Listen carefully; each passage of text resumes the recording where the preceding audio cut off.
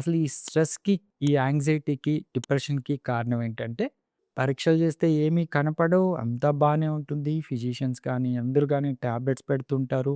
Symptoms తక్కువవుతాయి. మళ్ళీ, మళ్ళీ వస్తుంటాయి. ఇబ్బంది పడుతుంటారు. దీనికి సరైన ట్రీట్మెంట్ ఏంటి అంటే, డైరెక్ట్‌గా ఈ హ్యాపీ హార్మోన్స్‌ని రిలీవ్ చేసే మెడికేషన్స్ కావచ్చు, రిలాక్స్ థెరపీ కావచ్చు. ఈ రిలాక్స్ థెరపీ అంటే ఏంటి అంటే, మైండ్‌కి కనెక్ట్ చేసి స్టిమ్యులేట్ చేస్తే బ్రెయిన్‌లో కొన్ని హ్యాపీ హార్మోన్స్ విడుదలవుతాయి. ఇల్‌నెస్ యాంగ్జైటీ అంటాం. నాకేదో ఉంది అని బాధ, రకరకాల డాక్టర్‌ని కలవటం. ఇదంతా తగ్గి స్థిమితపడి వాళ్ళ డైలీ రొటీన్ మీద హ్యాపీ జీవితాన్ని లీడ్ చేస్తారు. ఇది చాలా సింపుల్ టెక్నిక్.